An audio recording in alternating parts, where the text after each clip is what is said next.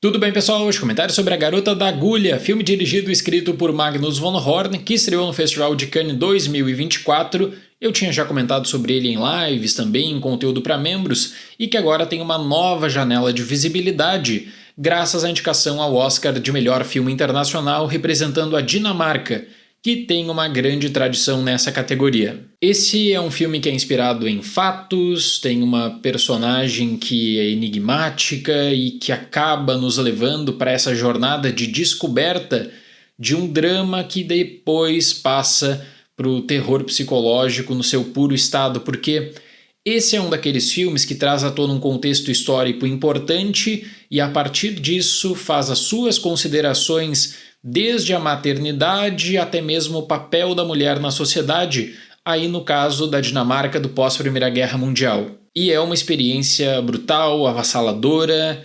Eu não conheci o caso, que aí acaba sendo pauta da discussão do filme, mas a cena simbólica que dá título ao filme também, né, é uma das mais angustiantes que eu vi no cinema nos últimos tempos. A partir dessa consideração inicialmente da mulher vulnerável na Dinamarca, o caso da protagonista desse filme, você vai começando a buscar por outras articulações do período da gravidez, de uma possível maternidade, de uma rejeição simbólica à gravidez, e aí toma conta de uma rede muito complexa de afeto e também de descobertas grotescas. Então eu considero que esse é o tipo de filme que te leva para diferentes caminhos de desconforto, da imagem até mesmo a consideração do que seria feito, de uma atitude tomada que pode ser muito grave. Na Copenhague do pós-Primeira Guerra Mundial, Caroline, interpretada por Vic Carmenson,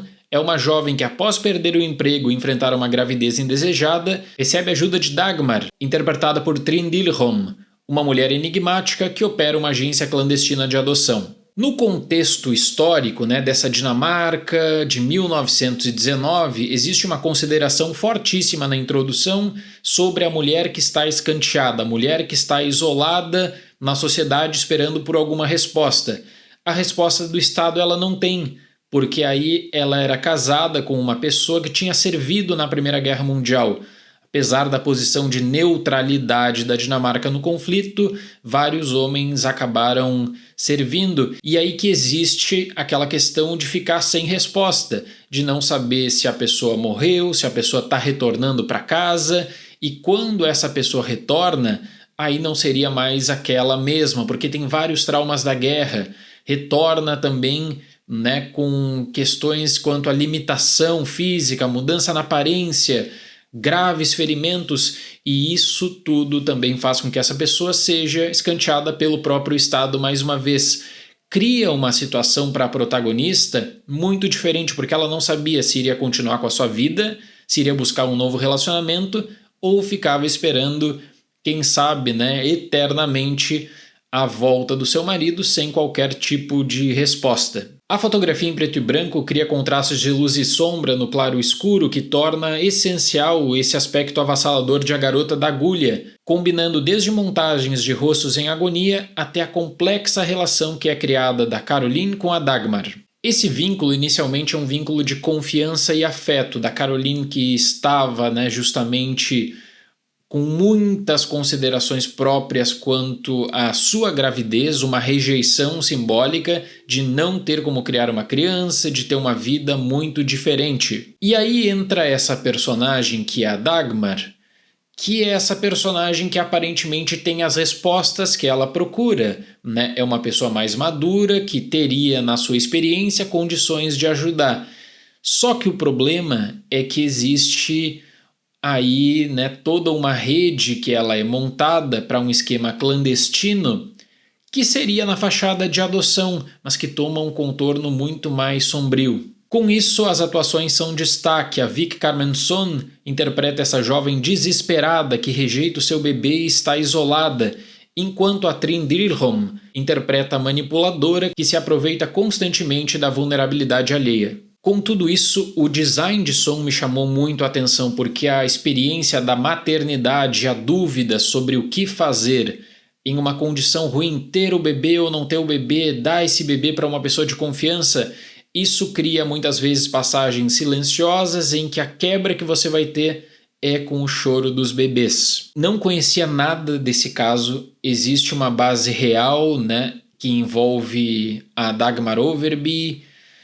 É realmente chocante porque você passa do drama de tomada de decisão, do drama quanto a uma condição de vida, para esse terror psicológico de uma pessoa que se vê envolta nessa rede toda que é criada pela Dagmar e que aí tem um esquema que é um esquema complexo e é um esquema criminoso. O desenvolvimento mais lento eu acho que permite você colocar esses dois perfis diferentes de mulheres para análise, de entender também a sensação de desespero da Caroline versus essa maneira manipuladora da Dagmar de lidar com a situação. Eu até penso que existiria muito material, depois também pegando as bases e pesquisando mais sobre a própria Dagmar Overby, para lidar com o que ela fazia de fato, além de uma composição final que me pareceu mais apressada.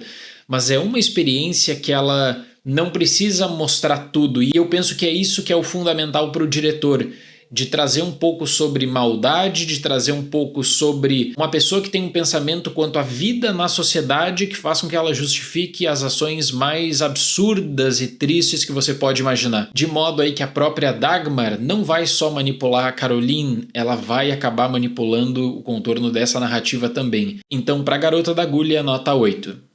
É um grande filme de 2024 que aí depois do circuito no Festival de Cannes não parecia ter tanta visibilidade quanto outros títulos e acaba sendo fortalecido novamente aí com a questão da visibilidade que um Oscar dá, mesmo que seja apenas para indicação, sem chances reais, quem sabe, de brigar por outras categorias, como foi o caso, mas entra muito numa lógica que eu constantemente acabo mencionando.